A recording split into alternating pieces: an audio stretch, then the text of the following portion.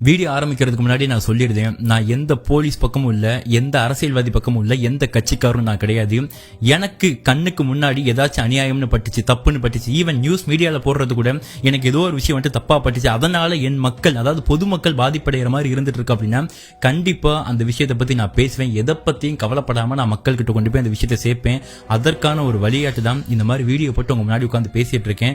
So மக்களே, நான் சொல்ற விஷயத்த மேக்சிமம் எல்லாருக்கிட்டையும் கொண்டு போய் சேரணும் அப்படின்னா ஷேர் பண்ணிருங்க. சேனலுக்கு ஃபர்ஸ்ட் டைம் வந்திருக்கீங்கன்னா சப்ஸ்கிரைப் பண்ணி உங்க ஆதரவை நமக்கு தெரிவிச்சா மட்டுமே போதுமானது. வேற எதுவுமே உங்க சைட்ல நான் கேட்க போறது இல்ல. இப்போ நடந்த சம்பவத்தை பத்தின புதிய கருத்துக்கள் வெளியே வந்திருக்குது, என்னென்ன அப்படிங்கறத பார்க்கலாம். அதுக்கு முன்னாடி என்ன, இவ்வளவு நாள் நம்ம பேசிட்டு இருந்தோம், ஆலங்குளம் வழக்கு அது மட்டும் போலீஸ்காரங்க சுட்டாங்க வச்சுட்டாங்க அப்படிங்கிற மாதிரி பேசிட்டு இருப்போம். நானே ஒரு வீடியோ கூட போட்டிருப்பேன். பட் அதுல நம்ம பேசின வரைக்கும் நடந்தது எல்லாமே உண்மைதான். ஆனா அதுக்கப்புறம் ஸ்டேஷன்ல நடந்த விஷயங்கள்னு ஒண்ணு இருக்குது. அது மட்டும் இல்லாம அங்க கிடைச்ச ஒரு சிசிடிவி ஃபுட்டேஜ் ஒண்ணு இருக்குது. சோ இதெல்லாம் தாண்டி எஃப்ஐஆர் ரிப்போர்ட் இத்தனை நாள் போலீஸ்காரங்க சீக்கிரட்டா மறைச்சு வச்சிட்டு இருந்தது இப்ப வெளியே விட்டுருக்காங்க. அதுல இருக்கக்கூடிய வார்த்தைகள்லாம் வச்சு பார்க்கும்போது வாயடிச்சு போய் தான் உட்கார வேண்டி இருக்குதே தவிர்த்து எதிர்த்து கேள்வி கேட்கறதுக்கு பயமா இருக்குது. பட் இருந்தாலும் மக்களுக்கு நல்லது நடக்கணும்னா கேட்டுதான் ஆகணும் இல்லையா? சோ எனக்கு கண்ணில் தப்புன்னு பட்டது நான் உங்ககிட்ட இப்ப சொல்ல வரேன். ஆரம்பத்திலிருந்து நான் வந்திருந்தேன். என்னன்னா, இந்த போலீஸ்காரங்க சும்மா ரேண்டமா ரவுண்ட்ஸ் போகும்போது தான் எவனோ ஒருத்தன் கல்லு குடிச்சிருக்கான். அந்த கல்லு குடிச்சவன்ட்ட போய் கேட்கும்போது என்ன சொல்லியிருக்கிறான் அவன், இந்த மாதிரி மருதமுத்தூர்ல இருக்கக்கூடிய மேற்கு தெருல பெருமாள் சேட்டுடைய பையன் மணி, அவன் தான் எனக்கு கல்ல கொடுத்தான் அப்படிங்கிற மாதிரி அந்த 2 பேரும் சொல்லிட்டு முடிச்சிட்டாங்க. இப்ப என்னது, இந்த மணிகண்டன் யாருப்பா அப்படிங்கறத போலீஸ்காரங்க தேடி போகும்போது தேடி போயிருக்காங்க. அப்படி தேடி போனதுக்கு அப்புறம் அந்த மணிகண்டன் இருக்காப்புல, அந்த மணிகண்டனை கூப்பிட்டு நேரா இப்பா மேல கல் இருக்கா இல்லையா அப்படிங்கிற செக் பண்ண வாப்பா அப்படிங்கிற மாதிரி கூப்பிடுறாப்ல. என்ன போலீஸ்காரங்க நம்ம வீட்டுல இருக்கக்கூடிய அப்பா கூட்டு பாருங்க அப்படிங்கிற மாதிரி சொல்லி அந்த மணிகண்டன் வீட்டை சார்ந்த குடும்பத்தினர் இருக்காங்க பாருங்க, அவங்க எல்லாருமே போலீஸ்காரங்க பின்னாடியே கிளம்பி போறாங்க. அந்த பானையில மணிகண்டன் ஏறாப்ல. ஏறினதுக்கு அப்புறம் என்ன நடந்திருக்கு அப்படின்னா, ஆக்சுவலி இந்த கீழே இருந்துட்டு இருக்காங்க இல்லையா மணிகண்டனுடைய பையனா சம்பாட்டு ஏதோ ஒரு பையன், அந்த பையனுக்கு 16 வயசு தான் இருந்துட்டு இருக்கும். அந்த பையனை இந்த போலீஸ்காரங்க அடிச்சதா சொல்லப்படுது. இசைக்கு ராஜா இருக்காரு பாருங்க, அவர் அடிச்சதா சொல்லப்படுது. அது மட்டும் இல்லாம பையன் அடிச்சா கூட சும்மா இருந்துட்டு இருந்துருவாங்க. ஆனா தான் பொண்ணு, அந்த 17 வயசு பொண்ணு இருக்க பாருங்க, அந்த பொண்ணை கேட்கக்கூடாத வார்த்தைகள், தகாத வார்த்தைகள்ல இந்த போலீஸ்காரர் திட்டினதா சொல்லப்படுதுங்க. இப்ப என்ன ஆகுது, எப்படி என் பொண்ணை பார்த்து இப்படி திட்டுவோம் அப்படிங்கிற மாதிரி சொல்லிட்டு மேல இருக்கக்கூடிய தகப்பன் பாசத்தினால என்ன பண்றாரு, கீழே எப்படியே என் பொண்ணை பார்த்து இந்த மாதிரி பேசுற, என் பையனை அடிக்கிற அப்படிங்கிற மாதிரி சொல்லி அவர் தான் அடிச்சிருக்கிறதா சொல்லப்படுதுங்க. அதுக்கப்புறம் போலீஸ்காரங்க அடிச்சிருக்காங்க, 2 பேரும் உருண்டு பிறந்திருக்காங்க. அப்படி உருண்டு பிறலும் போது துப்பாக்கி இடுப்புல சொறி வச்சிருந்தது கீழே விழுந்திருக்குது.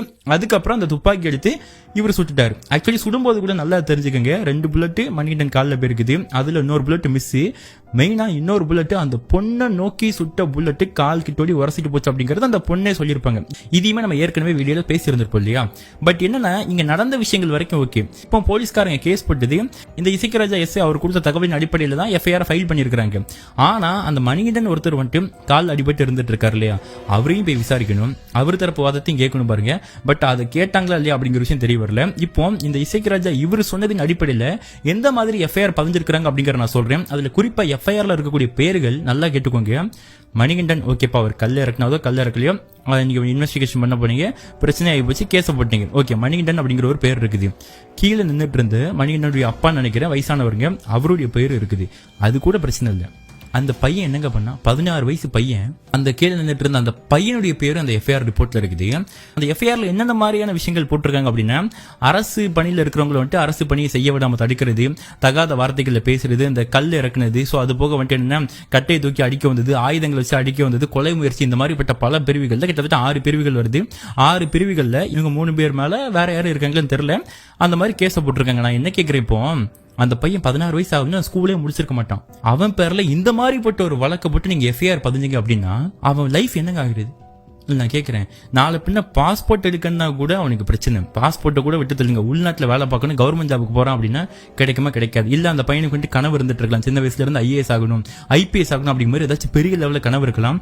ஃப்ரம் த சைல்ட்ஹுட்ல இருந்து அந்த பையன் படிச்சு ஓரளவு எல்லாத்தையும் ட்ரெயின் ஆகிட்டு வந்துட்டு இருக்கான்னு வச்சுக்கோங்களேன். இந்த நேரத்தில் இந்த மாதிரி ஒரு கேஸ் வந்துச்சு அப்படின்னா இது அவன் லைஃப் கரியரை பாதிக்குமா பாதிக்காதா? இது எதுவுமே யோசிக்கிறது இல்ல. தான் மேல ஒருத்தன் கையை வச்சுட்டான், கையை வச்சா அவன் நல்லாவே இருக்கக்கூடாது, அவன் குடும்பமே நாசமா போயிடணும் அப்படி மாதிரி சொல்லி இந்த மாதிரி அவன் பேர்ல ஒரு கேஸ போட்டீங்கன்னா இதுதான் எனக்கு வருத்தமா இருந்துச்சு. அதாவது எங்க அப்பா மேல கேஸ போடுங்க, அவருடைய அப்பா மேல கேஸ போட்டீங்கன்னா அது நீங்க அவர் அடிஸ்டான் பண்றீங்க இல்ல திட்டான் பண்றீங்க, அது டசன்ட் மேட்டர். எதுக்கு இந்த 16 வயசு பையன் மேல கேஸ போட்டீங்க அப்படிங்கறது எனக்கு வருத்தமா இருந்துச்சு தவிர்த்து வேற எதுவும் எனக்கு சொல்றதுக்கு இல்ல. சரி ஓகே, இப்போ போலீஸ்காரங்க தரப்புல இந்த மாதிரி பண்ணிட்டாங்க இல்லையா, இப்போ இன்னொரு பக்கம் வரேன். போலீஸ் டிபார்ட்மெண்ட்டே இந்த விஷயத்தை எப்படி தெரியுமா சொல்ல வராங்க? ஆக்சுவலி போலீஸ் டிபார்ட்மெண்ட்ல இருக்கக்கூடிய நபர்களே இந்த கேஸை பத்தி பேசி இருந்திருக்காங்க. ஆக்சுவலி அவங்க சொல்ற விதம் என்ன அப்படிங்கறத பார்க்கும்போது, எங்க இது நான் என்னுடைய தனிப்பட்ட கருத்து இல்லைங்க, நான் எல்லா மீடியாவுமே ரெஃபர் பண்ணி அதுல இருந்து எடுக்கப்பட்ட கருத்தை தான் நான் சொல்லிக்கிட்டு இருக்கேன். ஆக்சுவலி அந்த போலீஸ் டிபார்ட்மெண்ட்ல என்ன சொல்லியிருக்காங்க அப்படின்னா, இந்த மாதிரி நடக்கக்கூடிய கேஸ் அபூர்வமானதான். ஏன்னா இப்போ ஒருத்தர் கல் இறக்குறாருன்னு வச்சுக்கோங்களேன், கல் இறக்குறாருன்னு அந்த ஸ்பாட்டுக்கு போய் அவர் கல்லை இறக்கி கீழே வருவார் பாருங்க பனையில இருந்து, அந்த இடத்துல வச்சு கையங்களுமா போலீஸ்காரங்க ஒளிஞ்சிருந்து பதுங்கிருந்து, இந்த புலி பதுங்கிருந்து பாயும் பாருங்க, அந்த மாதிரி போலீஸ்காரங்க பதுங்கிருந்து போய் பிடிக்கிறது தான் வழக்கம். அப்படி பிடிச்சீங்கன்னா தான் வந்துட்டு எவிடன்ஸோட ஆமாப்பா நாங்க போகும்போது வந்துட்டு கல் இருந்துச்சு நாங்க பிடிச்சோம் அப்படிங்கிற மாதிரி இங்க வந்துட்டு போட்டோ வீடியோ எல்லாம் எடுத்து கோர்ட்ல கொண்டு சப்மிட் பண்ண முடியும். இல்ல அந்த ஆப்ஷன் கிடைக்கல அப்படின்னா அடுத்த கட்டமா போலீஸ்காரங்க என்ன பண்ணுவாங்க அப்படின்னா, இப்போ வந்துட்டு உண்மையிலே கல்லு தான் இருக்குதா இல்லையா அப்படிங்கறத செக் பண்றதுக்கு மஃப்டில, அதாவது போலீஸ்காரங்க இல்ல வேற யாராச்சும் ஒரு அன்னோன் நபரை விட்டு இந்த மாதிரி கல்லு கிடைக்குமா அப்படிங்கறது கேட்கறது, இல்ல வந்துட்டு அன்னோன் நபர் பணம் ஏற தெரிஞ்ச வேற ஒரு நபரை விட்டு பனைமரத்துல ஏற வச்சு அதுக்கப்புறம் மேல வந்துட்டு சட்டி கலசத்துல வந்துட்டு கலசம் சொல்லுவாங்க, அதுல வந்துட்டு பயணி இருக்குதா கல் இருக்குதா அப்படிங்கறத செக் பண்ண வைப்பாங்க. இப்போ பனைமரத்துடைய சொந்தக்காரர் இருக்காரு பாருங்க, அவர் தான் மணிகண்டன். இப்போ அவரே மேல ஏறி போயிட்டு அவர் கல் இருக்கா இல்ல வந்துட்டு பயணி இருக்கா அப்படிங்கிற மாதிரி கேட்டா ஆப்வியஸ்லி ஒரு பயணி இருக்குன்னு சொல்ல போறாரு இல்லையா? சோ அதனால போலீஸ்காரங்க இப்ப இந்த நபர் மணிகண்டனை வீட்ல இருந்து கூட்டிட்டு வந்திருக்காங்க பாருங்க, இந்த விஷயமும் ஒரு லாஜிக் இல்லாத விஷயமா இருந்துட்டு இருக்குது. இதை விட முக்கியமான விஷயம், 2 பேர் வந்துட்டு இந்த மணிகண்டனை கை காமிச்சிருக்கான். அதுக்காக தான் நீங்க வந்துட்டு இப்ப மணிகண்டனை கூட்டிட்டு போய் இந்த மாதிரி சுட்டிருக்கீங்க அப்படின்னா இது எவ்வளவு பெரிய தப்பு. இந்த விஷயத்தை பண்ணிருக்கவே கூடாது. முதல்ல அவங்க 2 பேரையும் அப்ரூவரா நீங்க கூட்டிட்டு வந்திருக்கணும். ஏன்னா அவங்க 2 பேரும் தடை செய்யப்பட்ட மதுபானத்தை குடிச்சிருக்காங்க. இதுவே அவங்க மேல இருக்கக்கூடிய ஒரு முக்கியமான ஒரு தப்பு தான், சட்டப்படி குற்றம்.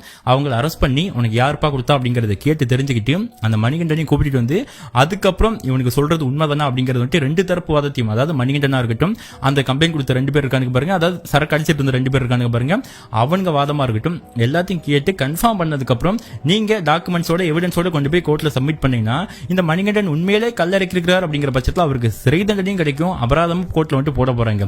பட் இது எதுவுமே பண்ணாம நீங்க மஃப்டியில போயிட்டு அந்த மணிகண்டனை, அதுவும் கன்னோட மஃப்டியில போய் மணிகண்டனை கூப்பிட்டது மிகப்பெரிய தப்பு. அப்படி கூப்பிட்டது மட்டும் இல்லாம அவர் பைக்ல ஏத்தி வச்சுட்டு, ஏங்க இங்க பாருங்க, இந்த ரீல்ஸா இருக்கட்டும் அது போக எல்லா விஷயத்தையும் நமக்கு என்ன பார்த்திருப்பீங்க, ஆரம்பத்துல இந்த சம்பவம் வந்துட்டு வெடிக்கிறதுக்கு முன்னாடி ஓகே கல் இறக்குனதோ போலீஸ்காரங்க சுட்டாங்க அப்படிங்கிற மாதிரி வந்துட்டு ஒரு மாதிரி போலீஸ்காரங்களை பத்தி நல்ல விதமாட்டு பிரபலமாட்டு சுட்டது யாருப்பா அப்படிங்கிற மாதிரி பாக்குற லெவலுக்கு தான் ரீல்ஸ் வந்திருக்கு, நீங்க பார்த்திருப்பீங்க இல்லையா? சோ இதுக்காக தான், இந்த ரீல்ஸுக்காக தான் நடந்ததே இந்த ஒரு சம்பவம் அப்படிங்கிற மாதிரி என்ன பாதி பேர் பேசிட்டு இருக்காங்க. என்னன்னா இவர் ஆக்சுவலி அங்க போயிட்டு கூப்பிடுறாரு, மஃப்டியில போயிட்டு கூப்பிட்டதுக்கு அப்புறம் மணிகண்டன் ஏறி போறாரு, அந்த வீடியோ கிடைச்சிருக்கு. இப்ப அதுதான் சர்ச்சை கிளப்பி இருக்குது. அந்த சிசிடிவி ஃபுட்டேஜ் நான் போட்டு விடுறேன், நீங்களே பாருங்க. நீங்க இந்த வீடியோல பார்த்தாலே தெரியும். ஆக்சுவலி பைக் வருதா, 2 பைக் இருக்குது பாருங்க. மொத்தம் போலீஸ்காரங்க 3 பேர் கிட்ட போயிருப்பாங்க நினைக்கிறேன். மணிகண்டன் அது போக 2 பேர் இருக்காங்க. யார் அப்படிங்கிற நம்ம பார்க்கலாம் அப்புறமாட்டு. அந்த மணிகண்டனை பைக்ல தூக்கி வச்சுட்டு நேரா அந்த மணிகண்டனுடைய அந்த பனைமரம் தோட்டம் இருக்கு பாருங்க, அந்த பயணி காட்சி தொங்கிட்டு இருக்கும் இல்லையா, அந்த தோட்டத்துக்கு பைக்ல வச்சு இங்க கூட்டிட்டு போறாங்க. ஆக்சுவலி இதுவே பண்ணிருக்க கூடாது அப்படிங்கிறது தான் போலீஸ் டிபார்ட்மெண்ட்ல இருக்கக்கூடிய ஆட்களே சொல்றாங்க. இந்த மாதிரி கல்லு சம்பந்தப்பட்ட கேஸ்ல, கல் இறக்குன கேஸ்ல இப்படி ஒரு சம்பவம் நடக்கிறது இதான் முதல் முறை அப்படிங்கிறாங்க.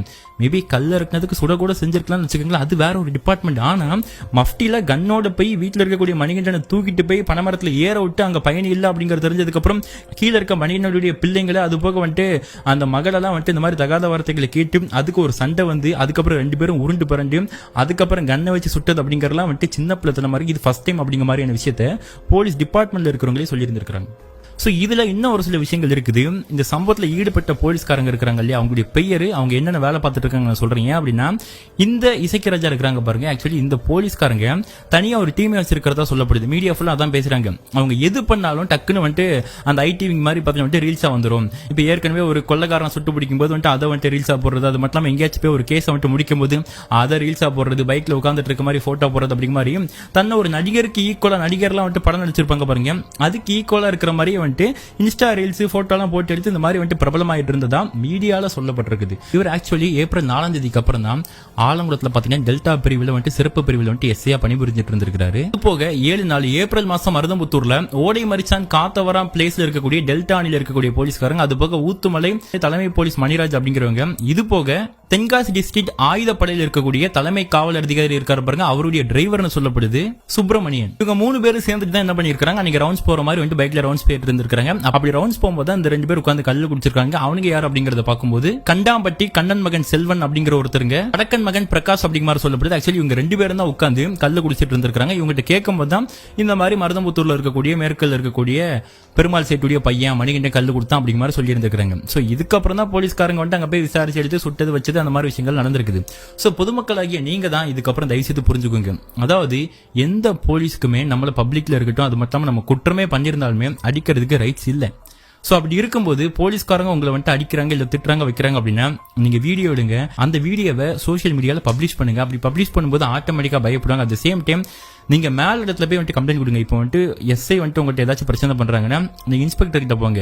இன்ஸ்பெக்டரும் ஏதாச்சும் பிரச்சனை பண்றாங்க அப்படின்னா என்ன பண்ணிருங்க, நேரா ஏதாச்சும் முடிஞ்ச ஒரு வக்கீல பாருங்க. இல்லையா டக்குன்னு அதை விட அதிகாரி மேலதிகாரி இருந்துட்டு இருப்பாங்க பாருங்க, உங்களுக்கு போறதுக்கு வாய்ப்பு கிடைச்சு அப்படின்னா கலெக்டர் போய் பாருங்க, இல்ல எஸ்பி ஆஃபீஸ் போய் பாருங்க. கீழே ஒரு பிரச்சனை டைரக்டா மேல போயிருங்க. மேல போனீங்கன்னா உங்களுக்கு ஏதாச்சும் வந்துட்டு ஹெல்ப் கிடைக்கிறதுக்கு வாய்ப்பு இருக்குது. அட்லீஸ்ட் உங்களுக்கு அந்த மாதிரி கொடுமைகள் கொடுக்கப்பட்ட அந்த போலீஸ்காரங்க சஸ்பெண்ட் பண்றதுக்கு வாய்ப்பு இருக்குது. சோ பாத்துட்டு இருக்க மக்களை நீங்க ஜாக்கிரதையா இருந்துக்கோங்க. நான் கேட்ட கேள்வி ஒரே ஒரு கேள்விதான், இந்த மாதிரி ஏழை மக்களை நோக்கி பாயிர உங்களுக்கு தோட்டா ஏன் தெரியுமா இவ்வளவு தூரம் நான் பேசிட்டு இருக்கேன்? அவர் ஒரு சாதாரண போலீஸ்காரு கையில துப்பாக்கி இருக்குது, உயிருக்கு பயந்து அந்த நபரை சுட்டுட்டாரு அப்படிங்கிற மாதிரி கூட ஒரு லாஜிக்கா நம்ம சொல்லலாம்னு வச்சுக்கோங்களேன். பட் அவர் வந்துட்டு ஒரு கிக் பாக்ஸிங் சாம்பியன். அவர் ஒரு கிக் பாக்ஸிங் சாம்பியனா இருக்க போய் தான் அவருக்கு இந்த மாதிரி வந்துட்டு ஒரு போலீஸ் வேலையை கிடைச்சிருக்குது கவர்மெண்ட்ல. இந்த ஸ்போர்ட்ஸ் கோட்டால வருவாங்க பாருங்க, அந்த மாதிரி தான் வந்திருக்காரு. அப்படி இருக்கும்போது ஒரு சாதாரண விவசாயி நம்மளை தாக்க முயற்சிக்கிறாரு. இவர் ஒரு கிக் பாக்ஸிங் சாம்பியன் தானே. இவர் நினைச்சிருந்தா 2-3 அவர் அடிக்கிறது வந்துட்டு சும்மா கையை வச்சு தடுத்து முடிச்சுட்டு போயிட்டே இருந்திருக்கலாம். பட் இன்னொரு விஷயம் என்ன தெரியுமா, அவரே இவங்க சுட்டிருக்காங்க. சுட்டது பிரச்சனை இல்ல, சுட்டதுக்கு அப்புறம் திரும்பி அடிக்க வந்தாரு அப்படிங்கிற மாதிரி சொல்றாங்க. ஒரு குண்டு காலுக்குள்ள பாஞ்சா எனக்கு தெரியலங்க, ஒரு குண்டு பாஞ்சாலே அவரால் எந்திக்கவே முடியாது இல்லையா, திரும்ப எப்படி அந்த நபரால் அடிக்க வந்திருக்க முடியும் அப்படிங்கிறது தெரியல. ஏன்னா 2 புல்லட்டை காலை சுட்டிருக்காங்க அப்படிங்கிற போது தான் கேள்விக்குறியா இருந்துட்டு இருக்குது. இப்போ டைரக்டா கன்க்ளூஷனுக்கு வரலாம். கன்க்ளூஷன் என்ன அப்படின்னா, இந்த சம்பவத்துக்கு ஓரமா வச்சிடலாம். இந்த சம்பவத்தை இப்போ நான் உட்காந்து பேசிட்டு இருக்கேன் அப்படின்னா அதுக்கு முக்கியமான காரணமே இந்த போலீஸ் இசைராஜா இருக்கிறாங்க பாருங்க, அவங்களுக்கு சப்போர்ட் பண்ணி வீடியோ போடுற ஒரு சில பேருங்க. அவருடைய போட்டோ நான் காமிக்கலாம், பட் காமிச்சா அகைன் அது எதுவும் பிரச்சனை ஆமான்னு சொல்லிட்டு பயமா இருந்துட்டு இருக்கு. இன்னைக்கு இன்ஸ்டால ஜஸ்ட் ஸ்க்ரோல் பண்ணி பார்க்கும்போது இந்த சம்பவத்தை பத்தி பாத்தீங்கன்னா வந்து கண்டிப்பா அந்த அவனுக்கு பேசுறது வந்துடும். அவனுங்க அந்த போலீஸ்காரங்களுக்கு சப்போர்ட் பண்ணி பேசிட்டுங்க, என் அண்ணன் அவர் நல்லவர், இதுக்கு முன்னாடி எத்தனை பேர் குற்றவாளியை பிடிச்சிருக்காங்க அப்படிங்கிறது பேசுறதுலாம் ஒரு லாஜிக் இருக்குது. இன்னொரு பக்கம் ஒரு பாயிண்ட் கூட வச்சாங்க, நீங்க வந்துட்டு போலீஸ்காரங்களுக்கு வந்துட்டு அதிகாரத்தை கொடுக்க மாட்டேங்கிறீங்க, அதே நேரத்தில் கேள்வியை போலீஸ்காரங்களை பார்த்து கேட்கறீங்க, ஏன் கஞ்சா குடிக்கிறவன்னு வந்துட்டு பிடிக்க மாட்டேங்கன்னு கேட்கறீங்க, இது பக்கம் திருட்டு பண்றவன்னு எதுக்கு நீங்க தண்டிக்க மாட்டீங்க அப்படிங்கிற மாதிரி போலீஸை பார்த்து கேள்வி கேட்கறீங்க. அதே மாதிரி போலீஸ்காரங்க ஒருத்தர் போய் தண்டிச்சாங்க அப்படின்னா அதையும் நீங்க கேள்வி கேட்டீங்கன்னா போலீஸ் என்னதான் பண்ணாங்க அப்படிங்கிற மாதிரி ஒரு பாயிண்ட் வைக்கிறாரு. சரி ஓகே, இந்த பாயிண்ட ஓரளவு 50-50 நம்ம அக்செப்ட் பண்ணிக்கலாம். ஆனா அதுக்கப்புறம் அந்த மனுஷன் திமிர்ல ஒரு வார்த்தை சொல்லியிருக்காரு. என்ன தெரியுமா, என்ன எல்லாரும் பேசிட்டு இருக்கிறது இவர் ஒரு ஜாதியை வச்சுதான் அந்த மாதிரி வந்துட்டு அந்த நபரை வந்துட்டு சுட்டுட்டாரு அப்படிங்கறத மோஸ்ட்லி நிறைய பேர் பேசிட்டு இருக்காங்க. பட் அந்த பாயிண்ட்டுக்குள்ள நான் வரவே இல்லைங்க. இந்த நபர் இசைக்கராஜா இருக்கிறாங்க பாருங்க, இந்த போலீஸ்காரருக்கு ஆதரவா பேசி போடக்கூடிய அந்த நபர் என்ன சொல்றாரு அப்படின்னா, எங்க அண்ணன் இசைக்கராஜா வன்மத்தோட தான் வந்துட்டு அந்த நபர் வந்துட்டு சுட்டார் அப்படின்னா எதுக்கு காலில் சுடணும், காலில் சுட்ட புல்லட்டை கொஞ்சம் மேலே ஏற்றி சுடுறதுக்கு எவ்வளவு நேரம் இருக்க போது அவருக்கு, ஏன் சுடல அவர் வந்துட்டு கண்டிப்பா அந்த போலீஸ்க்கு என்ன ட்ரைனிங் கொடுத்துருக்காங்க, குற்றவாளி எங்க சுடணுமோ அங்க கரெக்டா சுட்டு பிடிச்சிருக்காங்க, நீங்க இந்த மாதிரிலாம் வந்துட்டு அவர் தப்பா பேசாதீங்க அப்படிங்கிற வார்த்தையை அந்த இன்ஃபுளுசர் வந்து ஒருத்தர் பாத்தீங்கன்னா இந்த இசைக்கராஜா இந்த போலீஸ்காரங்களுக்கு சப்போர்ட் பண்ணி பேசியிருக்கிறாரு. இது வன்மையாக கண்டிக்கத்தக்கது. அப்ப என்னன்னா உங்க அதிகாரத்தை ஏழ்மையான மக்கள்கிட்ட காமிக்கிறீங்க. என்ன கீழே சுட்ட புல்லட்டை மேல தூக்கி சுடுறதுக்கு எவ்வளவு நேரம் ஆகும் அப்படிங்கிற மாதிரி ஒரு வார்த்தையை நீங்க கேட்கறீங்க அப்படின்னா என்னங்க தென்னாவட்டி, என்னங்க தைரியம் உங்களுக்கு? நான் கேட்கறேன், சுட முடியுமா அப்படி ஒருத்தரால? இல்ல ஆக்சுவலி இப்ப சுட முடியுமான்னு கேட்ட சுட்டு போட்டாங்க, அது வேற ஒரு விஷயம்.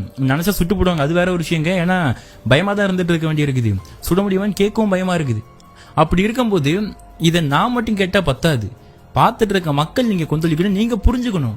நான் உங்களை போராட்டம் பண்ணுங்க, அதை பண்ணுங்க, இதை பண்ணுங்க நான் கேட்க வரல. வாய்ஸ் ரைஸ் பண்ணுங்க. ஒரு பிரச்சனை நடக்குது, அதுல யாரோ ஒருத்தங்க பாதிக்கப்படுறாங்க, பாதிக்கப்பட்டவங்க மேல வந்துட்டு தப்பு இல்லாத மாதிரி உங்களுக்கு லேசா தோணுச்சுன்னா கூட நீங்க வாய்ஸ் ரைஸ் பண்ணுங்க. மத்தத கோர்ட் பார்த்துக்கும், மத்த போலீஸ்காரங்க சிபிஐ அவங்க எல்லாரும் பார்த்துப்பாங்க.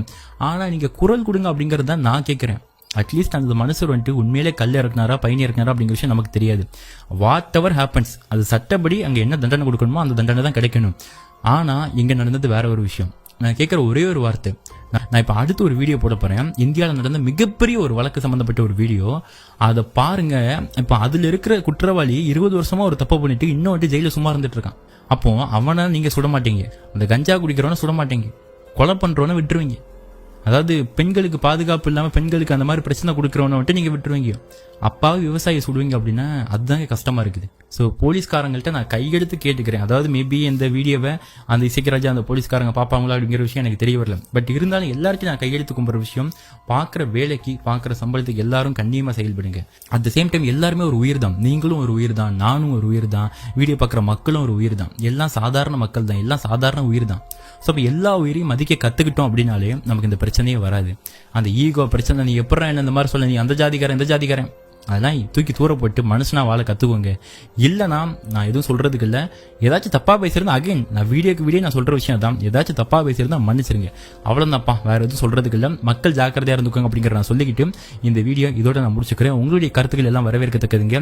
கருத்துக்கள் எல்லாத்தையுமே கமெண்ட் பாக்ஸில் அப்படி பதிவிட்டு போயிருங்க. மீண்டும் ஒரு பயங்கரமான ஸ்டோரியில் கிரைம் ஸ்டோரியில் நான் உங்களை மீட் பண்ணுறேன். அதுவரை உங்களிடமிருந்து விடைபெறுவது உங்களோட guess. Love you so much guys. Bye bye.